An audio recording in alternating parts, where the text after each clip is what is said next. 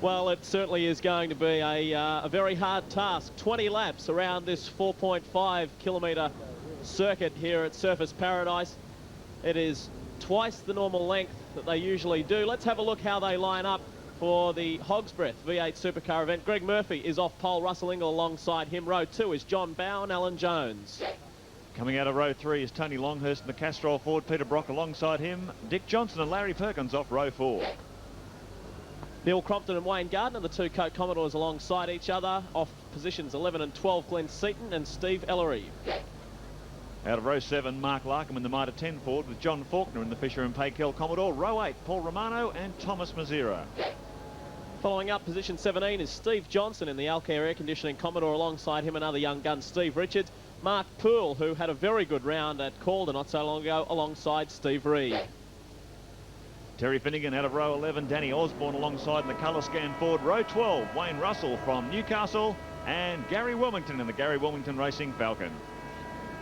Well, we are within a couple of minutes of the start of the Hog's Breath V8 Supercar event. Joining us in commentary is a guy who has raced a lot here at Indy Carnival and in fact won one of the Super Touring races last year, Charlie O'Brien. Charlie, good to have you here.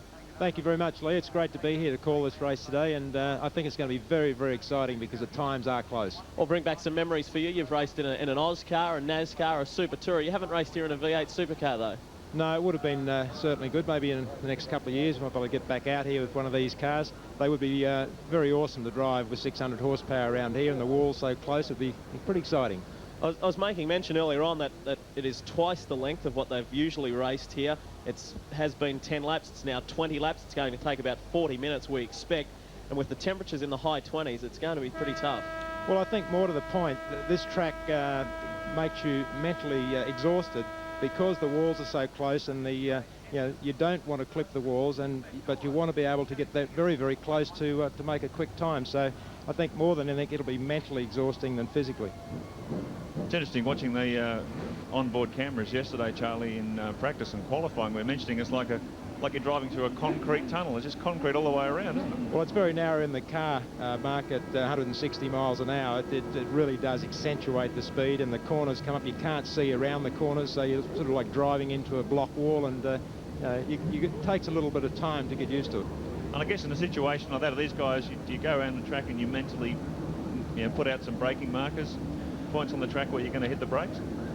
You've got an idea, like might be a dark patch on the roadway, and you're not really looking for the braking markers on the side of the track. You're looking directly in front. There's a dark patch, so you'll brake there. You don't want to get mixed up, of course. Well, away we go. The warm-up lap for the V8 Supercars. A very important time for them just to get some heat into the tyres, and that's not going to be too hard today.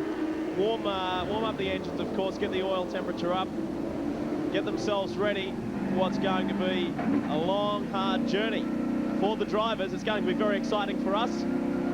Stay right where you are. Riding with Dick Johnson, the Shell Helix Falcon, as he weaves backwards and forwards to try and work some temperature into these big tyres. Listen to the sound of that V8.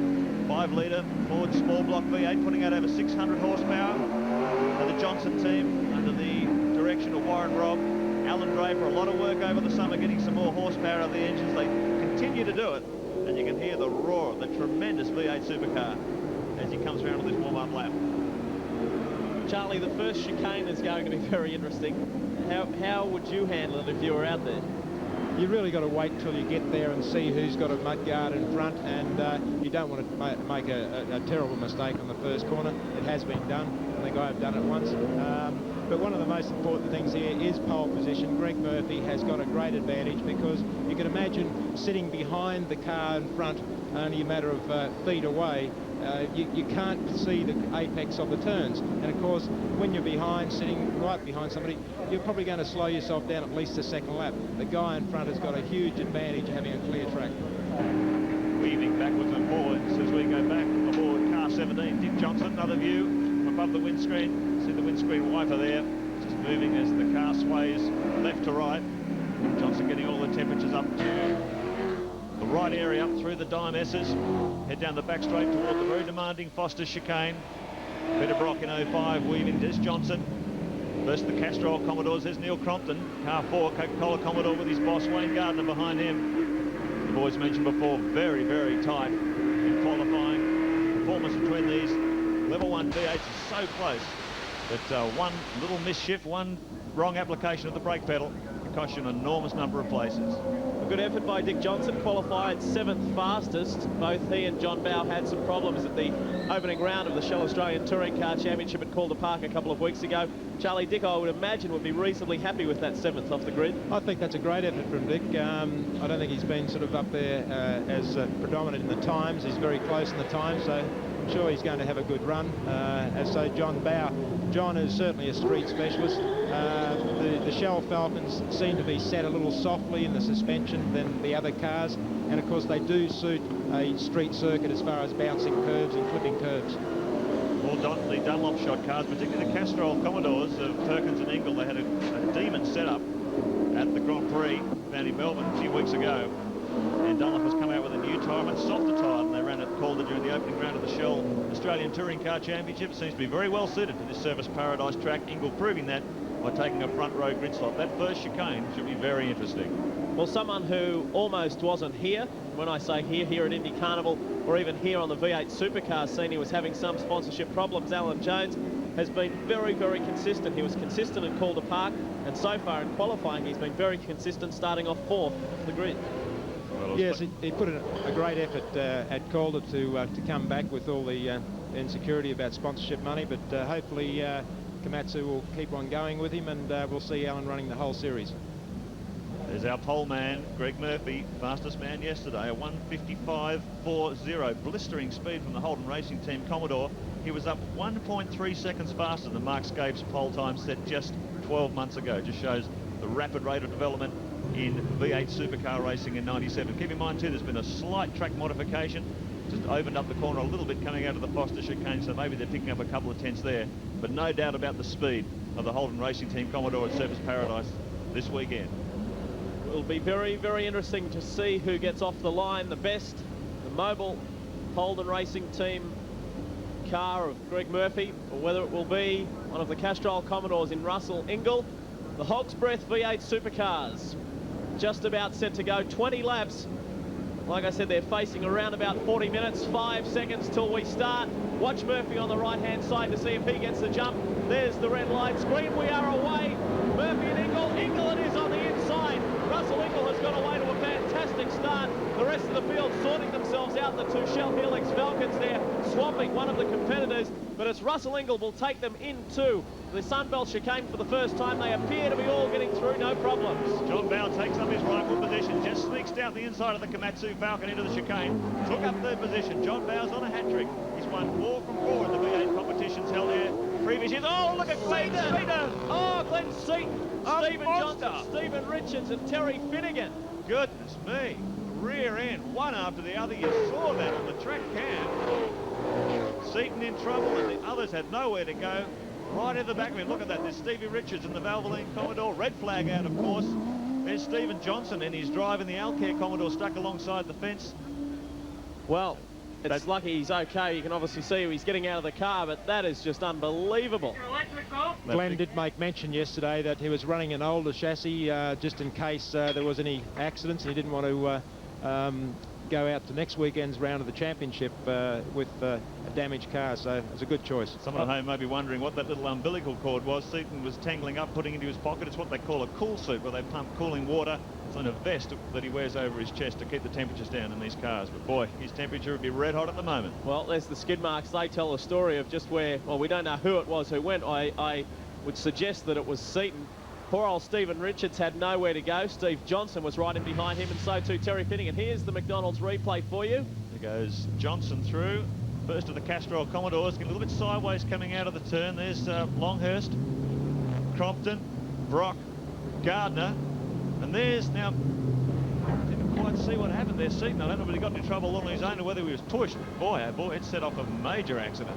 Mark, I think Glenn just actually missed the braking point there coming into that turn, and I think he created that accident by himself by the look of it. Here is another look at it. There he goes, right over those tyres. So whether he's had a brake failure or he's just been going in too hard, unbelievable stuff, and that's certainly not a good start for Glenn Seaton, and it's all over for Glenn Seaton. Likewise, Stevie Richards, Steve Johnson and Terry Finnegan. So a sad start to the day for them. John Smales is down in the pits. Murphy, Glenn Seaton's pit manager, Tony Murphy. Tony, so lucky that you took that car today rather than the car you're racing in the Supercar Championship. By the looks of it, John, it's a wise choice. I just saw a shot on the TV then and it doesn't look very well. Have you spoken to Glenn on the radio? Not at all. At first I knew it. I called up red flag and Kevin turned around. He'd spotted it on the monitor that the car had gone in. He said he's out of the car. What goes through your mind when you hear your driver has been in a major accident? The very first thing is Glenn all right? That's absolute number one. And then if Glenn's fine, okay, we'll pick up the bits and see what we can do with the car. Tony, good luck. Thanks, John. Well, you saw just how hard the impact was. Glenn Seaton just getting thrown around all over the place inside the car. And it didn't happen just once. Did you see that when the other cars kept coming into him, he was just getting thrown around? It does look like a lot of movement there, but you really wouldn't feel it at the time, those little bumps that he was getting. It's not that critical. As they get warmed up to restart the V8 race, well, Seaton and Richards for 2 won't be back, but we will. Stay with us. IndyCarnival 97. With the V8 Supercars, they're warming up. We'll be ready for a start shortly. Here's Lee Diffie and Mark Osler. The V8 Supercars back out on the Surfers Paradise circuit. If you've just joined us, there was a terrible accident involving Glenn Seaton and a number of other drivers, Stephen Richards, Stephen Johnson and Terry Finnegan. A couple of drivers were very, very lucky to avoid the incident.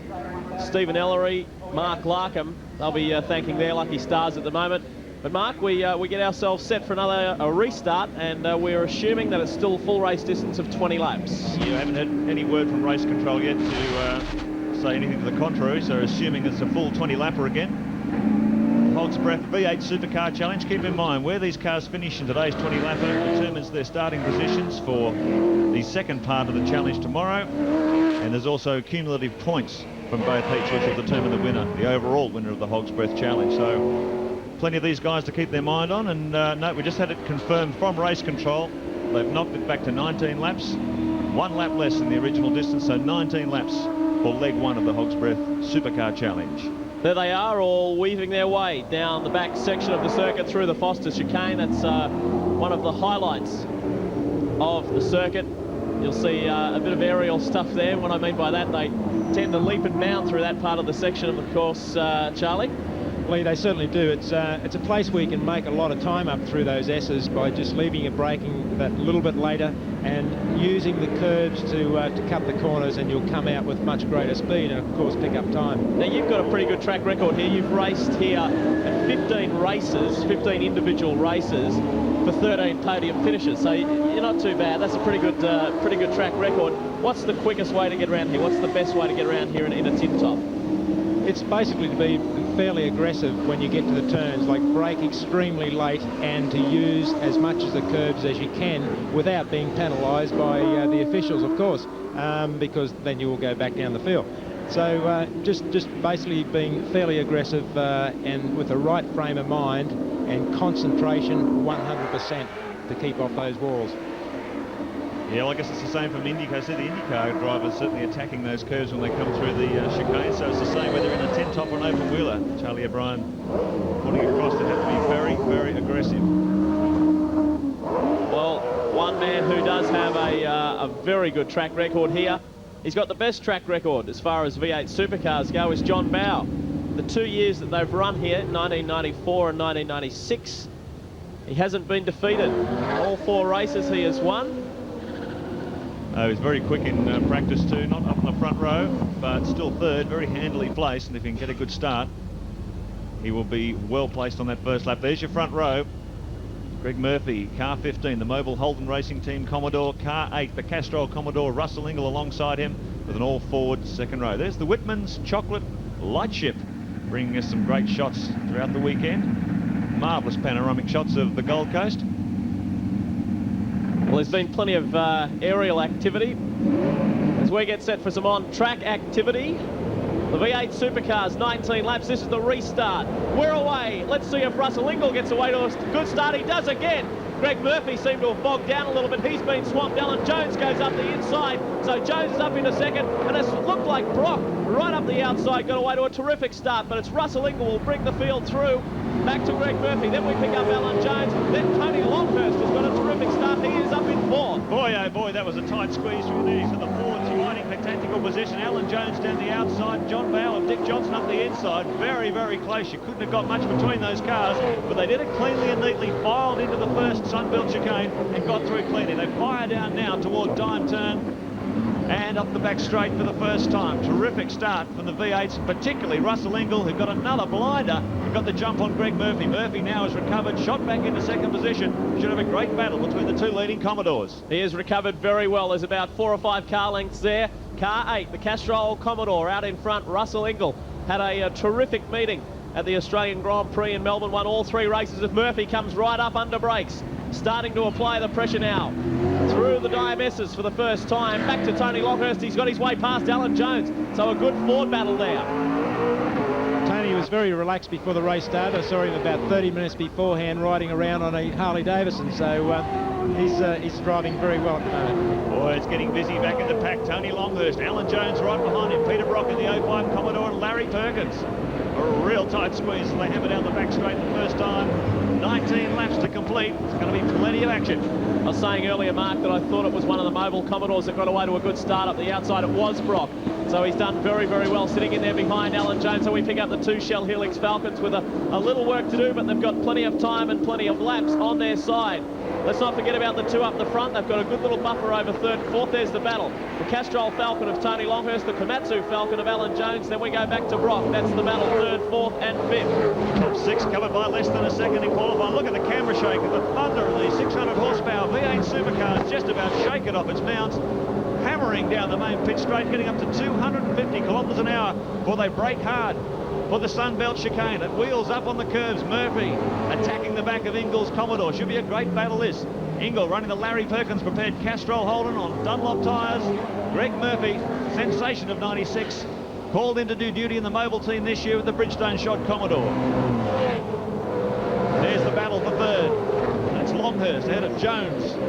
Brock and Perkins breathing down his knock. Bow, look at that great Murphy's move. through. Yeah, Murphy applying the pressure. Really had the thumb screws on Ingall that last time around and ducked up the inside. Through Dime Turn, he'll lead the through Bartercard onto the back straight the second time. Great battle here, and Tony Longhurst looks like he's closing the gap. So the HRT young gun, young Greg Murphy, has got himself into the lead and starting to pull away on Russell Ingall. We saw him come up on Ingall under brakes in this section of the track 1 lap ago. Now Murphy is in a better position. Tony Longhurst is just going so well in third position, really turning it on for his home crowd. Alan Jones applying the pressure too in the Komatsu Falcon. He's got Peter Brock breathing down his neck from the second of the Castrol Commodores, Larry Perkins. Great battle this from the V8s on the streets of the Gold Coast. I think Greg would do very well to turn his mirror upwards so he can't see what's behind and just concentrate on the road ahead, because that would give him enough buffer over second place to give him a bit of comfort. So I hope he does that. Well, it was amazing to watch the times tumble throughout practice, Charlie. Thursday, Bowe was quickest with a 57.6. Perkins brought it down 1 second in the second session, a 56.6. Then Murphy, a 55.4 when all the rubber was down and the track was in its best condition. Look how close Brock goes there as he fires out up toward Honda Hairpin, using all the track and then some as he tries to close the gap to this leading quartet. Jones still sitting back in fourth position, just absolutely menacing Tony Longhurst. Longhurst seems to have a few extra legs down the straight as we ride now. The Shell Helix Falcon of Dick Johnson. Some beautiful pictures as they come down over the finish line. You can see that tunnel that we were talking about, the concrete tunnel effect as they come hard onto the brakes in through the Sunbelt chicane. John Bowe getting a little bit untidy. Fastest man on the track at the moment, no surprises there. Greg Murphy, the only man currently operating in the 57-second bracket. He's just on a 1:57.24. Everyone else behind him running at 58. Ingall now 1.1 seconds back as they cross the start-finish line that time around. Listen to the roar of this big... Just a fantastic sound, isn't it? Falcon. It's unbelievable. Fuel injected. Ford Sport Block, over 600 horsepower they're getting out of these things now. Unbelievable performance. A little 5-litre V8 engine that's well over 100 brake horsepower per litre. They really are awesome machines.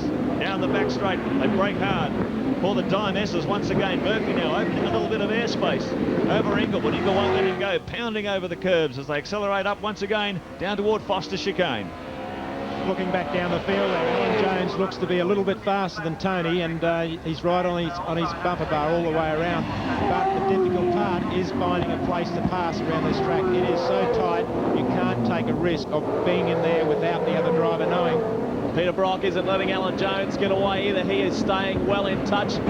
Then we see behind Peter Brock is the second of the Perkins Commodores, the man himself, Larry Perkins, slotted in there nicely and staying. Then we pick up the next two, the two Shell Helix Falcons. So it's Longhurst sitting in the hot seat in third position at the moment, trying to catch up to Russell Ingle, who still sits in second spot, at the same time keeping a close eye on his mirrors because Alan Jones is right behind him. It's fabulous. Look at the performance of this Castrol Falcon. Tony Longhurst has promised it for a couple of seasons. He said once he got the operation into gear, this would be a very competitive team, and he's doing it here. A great run to third place in the 1000 at Bathurst last year, and he's repeating that form in 1997, leading that big pack behind him in third position.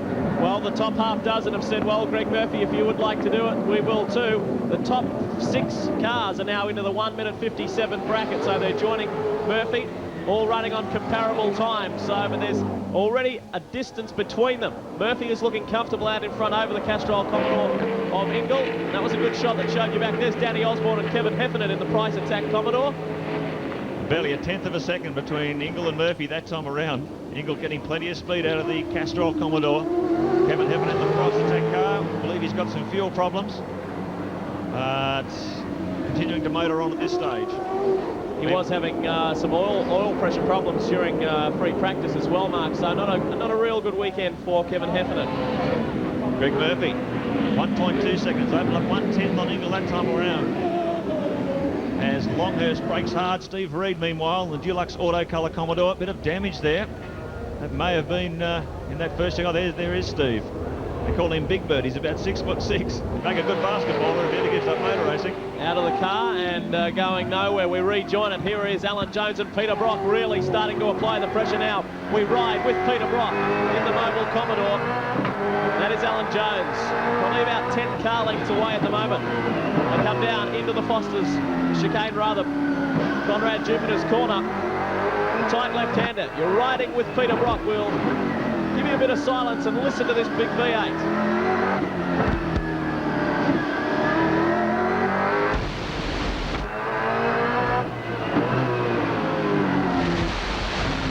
You're riding with Peter Brock. You can see that high-tech wheel with the flattened baseline just to give a little bit more leg room on the pedals. And he hammers up through this Aussie-made Hollinger 6-speed gearbox, talking to his crew. Up to 5th, up to 6th. As he heads down 250 kilometres an hour. Unbelievable speed from the touring car as he brakes hard for the Sunbelt chicane, trying to close the gap to Alan Jones and Tony Longhurst. Meanwhile, Greg Murphy, he is the fastest man on the circuit. 56.48, he's just gone under his quickest time. And that is a new lap record, I believe, a 1:56.48. So Murphy absolutely on fire on the streets of Surfers Paradise. Greg Murphy really starting to turn it up. And Charlie, it was interesting yesterday, we were talking about the hot conditions. Murphy did 10 laps and he got out of the car and said to his crew, how many was that, boys? So I'll do about 15 laps, and they said 10, and he said, well, this is going to be a real challenge tomorrow. Well, you know it's going to be a long day when you hop out and you think you've done more laps than you actually have. Quite interesting there, listening to Peter Brock's car sound, the amount of gear changes that you are doing. It would be up in the 20s or 30 gear changes per lap. And of course that is also a lot of physical stress on your body. Through the DMS as they come, Peter Brock continues to chase Alan Jones in the Komatsu Falcon. And Longhurst has now got a comfortable buffer over Jones, but they're staying in touch. This is fantastic. There's the Castrol Falcon of Tony Longhurst. This is the real battle at the moment. It's the battle for 4th and 5th. Jones versus Brock. The flames belching from these fire-breathing monsters. They flick them through Foster chicane on the way down to Conrad Jupiter's turn. Jones, look at the flames there. Both sides out of the 05 Commodore. Jones gets a little bit sideways, snaps under power as he gets the big Falcon pointing in the right direction. Swings it through up toward Honda. Hairpin once again. Now, Charlie, just look at this stage of race. It's 19 laps. How tough is this place on tyres? Will these guys be thinking about conserving their rubber, or they just go for it? Well, not really. They would have picked a proper compound that would do that sort of distance. This track is not that hard on tyres, being a street circuit. But quite noticing here with Tony getting a bit of a gap over Alan Jones is because Peter Brock is right on the back of Alan Jones. So Alan is actually worried and trying to keep Peter behind. That's giving Tony a bit of a break. Oh, Brock locked it up there, trying to have a look up the inside of Alan Jones. He is really giving it a good go. Lap 6. Peter Brock isn't letting Alan Jones get away at all. The battle continues for 4th and 5th. You can see there, that's a good shot. That illustrates the point well of how far Tony Longhurst is pulled out now from Alan Jones while he tries to fight off Brocky. Well, it's just amazing to watch Brocky's performance, isn't it, Liam? I remember a few years ago people were writing him off saying he was past it. He was, too old to continue. But look at the speed he's getting out of this car. Absolutely phenomenal. And as he attacks the back of Alan Jones' Falcon. Let's check the leaderboard now. Murphy is clear. Ingle trying to put pressure on him, and likewise Longhurst giving chase to Ingle. But there's a great battle between two greats in motorsport, Jones and Brock. Then Perkins, Bow, Dickie Johnson, Neil Crompton and Wayne Gardner trying to improve on their grid positions. We'll be back shortly. When you see Still doing battle, lap 8 of 19. We're watching the two Shell Helix Falcons of John Bow and Dick Johnson. A little further back is Neil Crompton, and then his boss Wayne Gardner in the second of the Coke Commodores. Larry Perkins at the front of this battle. So, say give it another lap or so, Marco, so Neil Crompton could be on the back of Dick Johnson. Well, looks like John Bow, just been watching these splits between Bow and Perkins. He's really closing the gap here. Whoa, what's happening here? Oh, dear, oh dear. Teammates nailing each other. What happened to John Bow there? He took some evasive action as he moved up behind Perkins. And then Johnson cannoned off into the back of him. No, it's Longhurst who is in trouble. So they were trying to get past Longhurst. He was having all sorts of drama. Whoa! Collision between the teammates. Johnson tags the back of Bow and they both go spinning down the track. Neil Crompton was just holding on there, trying to avoid that. That is just unbelievable. The two Shell Helix cars. Dick Johnson will not believe what has happened here. There's all that smoke all over the place. John Bow. Now, there was a whole series of events there. It started right back at the first major turn at Dime Turn. Even before they came into Bartercard Turn. I think down at Dime Turn there I saw a car actually spin in front, and that allowed the little chain reaction of catching up there, which was it John that tapped into Dick there. Very unfortunate. I wouldn't like to be the interviewer going to have a chat to Dick. Well, there we are. You're sitting with John Dick Bow. Johnson. John Bow limping back to the pits. See the damage to the front spoiler of the Shell Falcon. Boot up in the air. Tyres, smoke pumping off that outside front as it rubs against the bodywork. A lot of damage there for John Bow. And he will be very disappointed. As we said, he was on a hat trick this weekend. There's Dick Johnson, his teammate, and more importantly, team boss, unplugging. I think as well we were mentioning that obviously they're not going to be very happy, but they'll be a little confused as to what happened. Here's the replay, right-hand side of your screen. Dick Johnson is coming from behind. There's John Bow in front. Crompton's up behind Dick Johnson and Longhurst running on the inside. Now Dick comes out and he just tags the back of John Bow's car, gives it a real serve, and crunch. Both hit the concrete wall at the same time. Great work by Neil Crompton here. Look at him in the background. He's just waiting for the Shell Helix cars to stop. Just quite why Dick Johnson tagged the back of his teammate, we want something to find out. But that was something at very high speed. They're well over 200 kilometres an hour as they're coming down toward Dime Turn there. So very lucky to get away with the level of damage that they had. Well, it's just information overload at the moment too, isn't it? Because we're wondering what's wrong with Tony Longhurst as well. He was running so well. Here is another replay, different shot. We see them coming along, and that's virtually the end of it there. Johnson going on to the other side. Let's go down to the pits. John Smales is with Glenn Seaton. Yes, the earlier incident is worth revisiting, but Glenn Seaton tells us that he's just had the scariest moment in his motor racing career. What happened, Glenn? Yeah, John, we went down to that corner, the second one after the start, and it's the first time in my career and my life I've ever had a throttle jam wide open, and I'll tell you what, there's nothing you can do about it when that happens, because I was hard on the brakes trying to stop to avoid everybody, and I got right through until the wall, and I thought, well, I'm only going to damage my car here, and once it hit the wall, just bounced back, and it was just the unfortunate thing that the other guys came through behind. And but I'll tell you, it's not the most exciting thing that's ever happened. Glenn Seaton, thank you. Nice to see you in one piece. Thank you. Well, that was very interesting, watching that rear-on shot as Glenn Seaton was describing his accident. You actually saw John Bow on the brakes, apparently pretty early for the chicane. That's probably what's caught Johnson by surprise. He's tried to take avoiding action and just clipped the back of the 18 car. quite why John Bowe hit the brakes at that moment, we're not sure. Well, the action continues. Greg Murphy has got a healthy lead for around about 2 seconds over Russell Ingall. Here he is. Car 15, the Mobile Holden Racing Team entry. Murphy is going very, very well. Ingall still sitting in second, almost 3 seconds in arrears. Then we go back to Alan Jones, who's now been elevated to that third spot. Peter Brock in fourth, and Larry Perkins now comes up into fifth position, and there'll be a rather large gap further back as we have a look 6 through 10. There's Crompton, as I said, 18 seconds. Longhurst, Gardner, Ellery and John Faulkner sitting in the top 10. Mark Larkham, Paul Romano, Mark Poole, Danny Osborne, and of course Bowe sitting in the pits. We can go further back.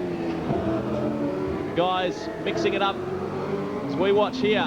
Tony Longhurst has now got the car going again. Now we've got another incident. Tony Longhurst, we saw in trouble on that previous lap, spun it around.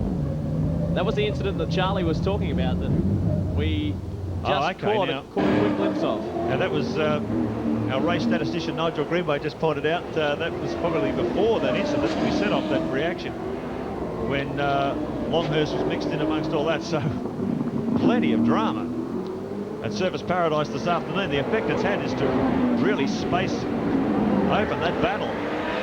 And now Ingall running some 2.8 seconds behind our race leader Greg Murphy. They were way ahead of all that drama. And 4.4 seconds back to Alan Jones in third position. Russell Ingall working very, very hard. Didn't have a good day yesterday. He qualified second, and almost immediately after he put that very good time down, clipped the wall, had some problems front end of the car, and couldn't continue and had to get the car towed back to the pit. So I was very lucky that he put in that good time before he had a little incident. And there's no problems at the moment. He's doing very well, sitting in second spot. There's your race leader just ducked under the bottom of the screen. Just watching this gap between our second place man Russell Ingall and Greg Murphy, watching it tumble. It got out to about 3.5 seconds. Now it's down to 2.6. Murphy currently the fastest man on the track with that 56.48. He's just under 57.40, but Ingall was 0.3 faster than Murphy that time around. So he really is closing the gap. 9 laps to go to see if Ingall can eat away at this 2.5 second advantage. You hear about the tyre war? Bridgestone is leading at the moment with Greg Murphy. Some new UK Dunlop rubber, Charlie, arrived for obviously the Shell Helix team and of course Russell Ingall. There's the split for you, 2.64 seconds from Murphy to Ingall, first to second, and those Dunlops are working just fine. It's certainly the tyre situation now will come into its own the next 4 or 5 laps towards the end of the race, because the compounds of the rubber, one tyre is certainly better than the other. So with the heat that they have in them now, we might see a Dunlop charge on, maybe a little bit better than the Bridgestone. Be quite interesting. John Smales down in the pits. Quite understandably, John Bowe doesn't want to talk to us at this moment. You've only got to look at the rear end of the car to see why when you realise who hit him from behind. Les Laidlaw, you're blocking the way to John Bowe. How is he feeling? Well, we'll just got to really wait till we have a look at the video replay and see exactly what happened. You know, I don't really...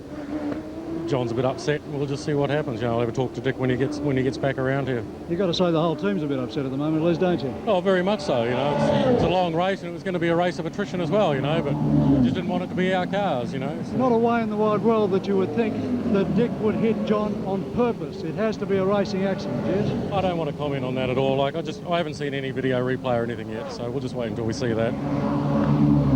Not very happy times for the Shell Helix team, and you can understand why. We're on lap 11 of 19, so we're over the halfway mark. Here's Neil Crompton in the windscreens O'Brien Coke Commodore. There's his boss Wayne Gardner with a little bit of work to do. He is back in 8th position at the moment, working hard to try and get past Tony Longhurst. So the order now, Greg Murphy, he's just opened it up by another half a second. Ingall, 3 seconds behind Alan Jones, another 2 seconds behind Ingall, then it's Brock. Perkins. This battle for 6th, 7th and 8th between Crompton, Longhurst and Gardner. Stephen Ellery, Konica Falcon up to 9th, and John Faulkner in 10th position. Well, Charlie, the best thing for Greg Murphy to do at the moment, just take it easy, relax. The gap now has gone out to 3.09 seconds, so... Well, Greg's in a great position now because he doesn't have to worry about Russell being right on his tail, and he can just drive the racetrack smoothly and fast, and just probably keep increasing that lead just ever so slightly. I noticed there that Gardner seems to be slowing. Now there's our gap, 3.09 seconds. Gardner seemed to have slowed up down the back straight because he was a lot closer to Longhurst than that not so long ago, Mark. Yeah, it's interesting look at the positions there, but Tony Longhurst, after that drama, still continuing on and putting in some reasonably quick times. At 58.43 last time around. Murphy, Ingle, Jones and Brock, the only ones circulating in the 57-second bracket. That is pumped out. Murphy just on a 57.1, Ingle a 57.6, so he's dropped half a second on in that lap. There is some traffic around though, so maybe that's having a concertina effect on this gap. Here is the Mitre 10 Falcon, Mark Larkham, who is currently in 11th position. So a bit of work for Mark to do if he wants to get up in the top 10. John Faulkner is up ahead of him. High hopes of doing well, Larkham, after setting up his own team, the M-Tech team with Mitre 10 support, with a very high-tech car, which didn't prove very quick and was also very troublesome. This year he's done a deal with the Stone, Ross and Jim Stone, based up in Queensland. He's actually driving the car that was used by Paul Romano in the two-car team last year, the Pack Leader racing team, run under Alan Jones. So he's got a new car, some new team technicians, and he's hoping for a much more successful season in 1997. Stephen Ellery in the Konica Falcon, and had a very good race down at Calder. He started way back in the field and ended up finishing in the top 10, Charlie. He's only 22 years of age, I think, so he's got a big future. Certainly, Stephen did a great job in a BMW last year in the Super Touring Car Series, and he's adapted to the Falcon very quickly. And as you say, at Calder, he did a terrific job, and he's back in 9th place here, so carrying on with it. He is the lead privateer and doing very well. You can see he is ahead of John Faulkner in the Fisher & Paykel Better Electrical Falcon. He is going very, very well. The privateers are battling it out. Here's the leader though, Greg Murphy, by 3.7 seconds. Is Ingle closing the gap, and how well are those tyres going? Jones, Brock and Perkins make up the top 5.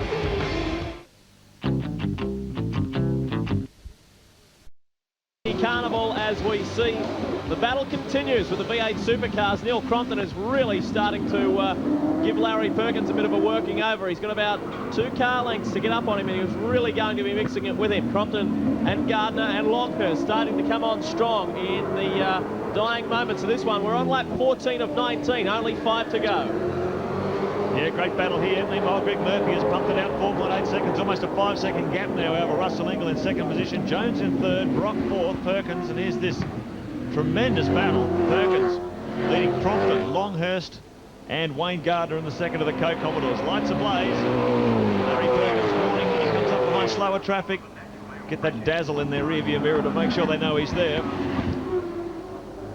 Must make a mention too, or an apology to John Faulkner. He in fact is the leading privateer.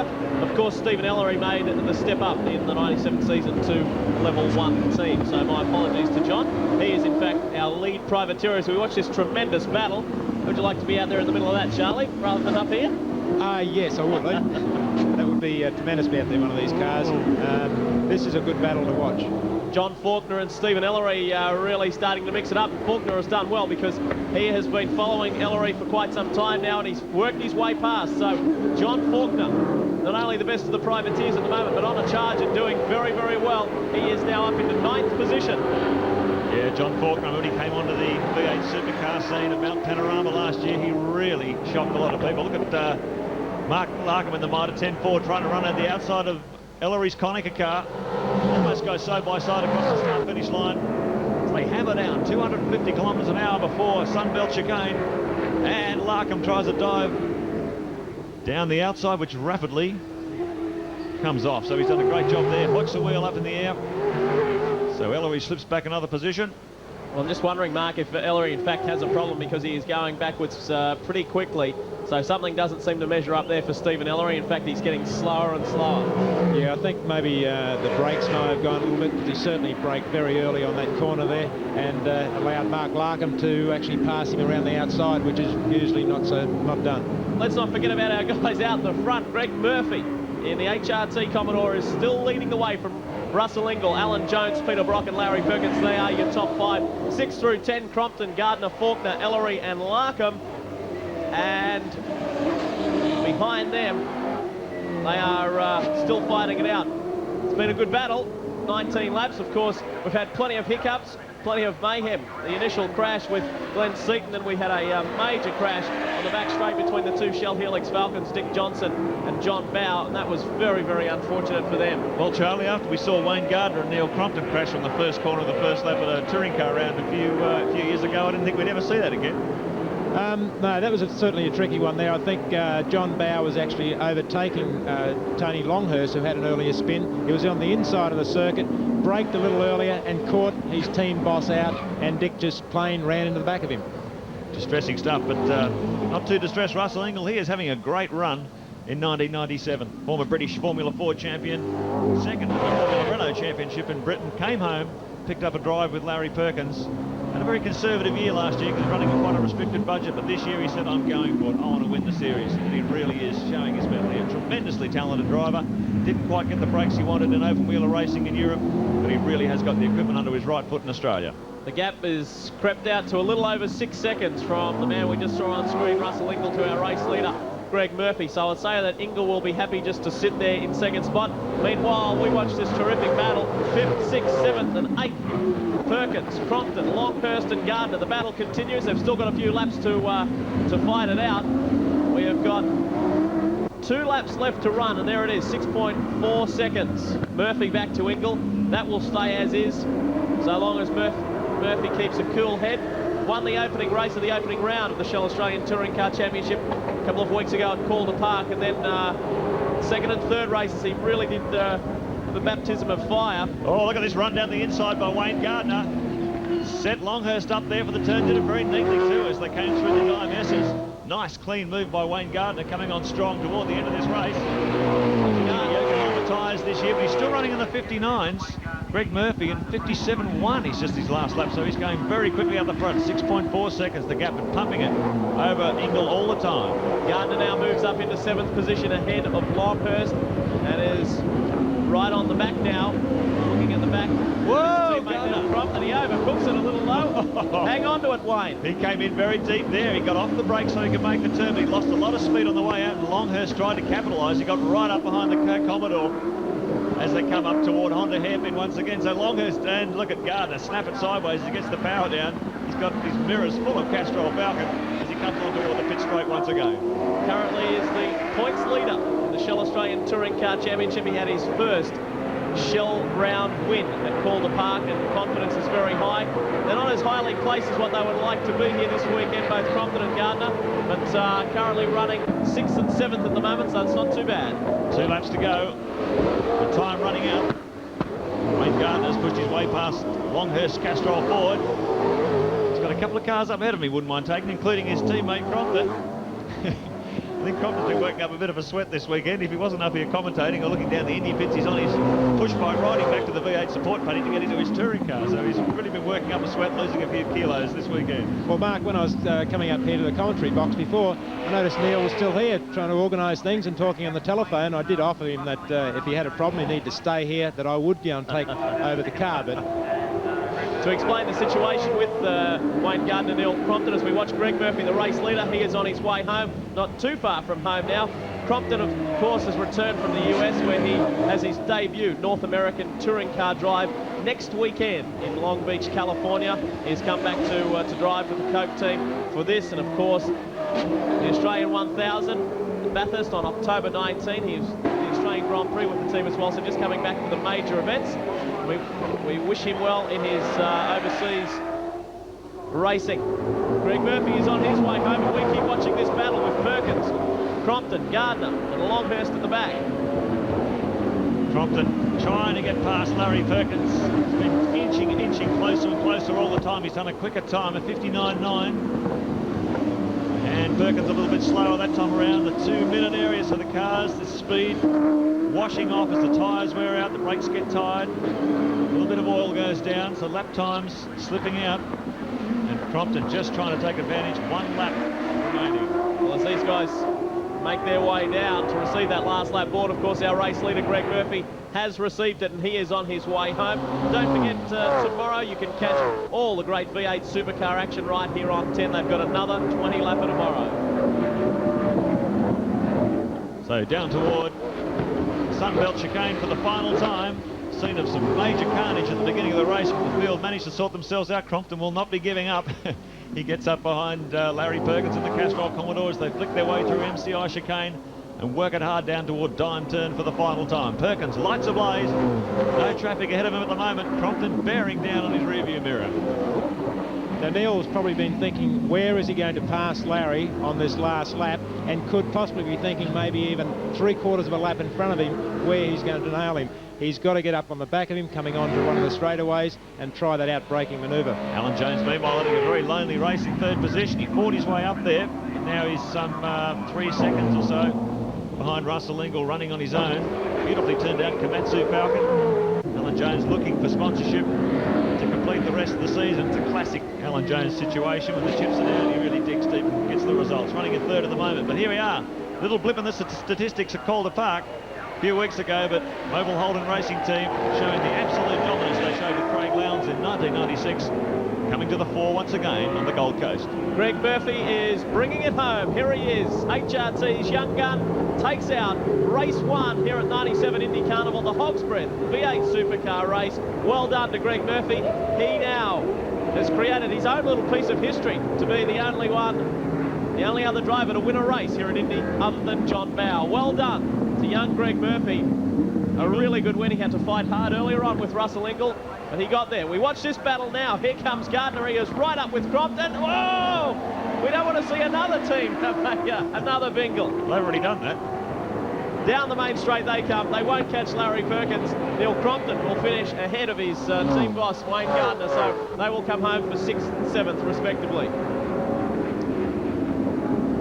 Yeah, well, tough work in the streets of Gold Coast, but this man, Greg Murphy, 24-year-old Kiwi, made it look so easy. Didn't get such a great start, even at that aborted first start, and the second one wasn't great too, but he fought his way through. Let's go down to the pits. Here's John Smales. And with a delighted team manager, Jeff Gretsch. Jeff, not bad for young Murphy, but Brock sounded a bit off as he came over the line. Yeah, something broke in the car. We're not sure yet. Something, the gear linkage or something, so we'll investigate it tonight, but should be okay for tomorrow. But Murphy, what sort of a talent is he? Very good one. No, he's done a great job all weekend.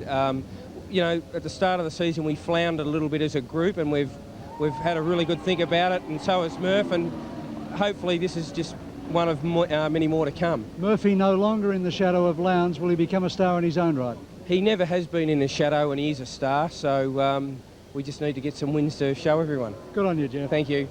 Let's have a look at the final results. Of course, there he is, the man who did it so well. Young Greg Murphy in for the win ahead of Russell Ingall. Alan Jones, a great third spot for AJ. Peter Brock in 4th, and Larry Perkins picking up 5th. And in 6th position, Crompton, great drive that. Wayne Gardner right behind him, coming onto the straight the last time. Longhurst in the Castrol Falcon, John Faulkner first of the Privateers, and Mark Larkham in the Mitre 10 Falcon.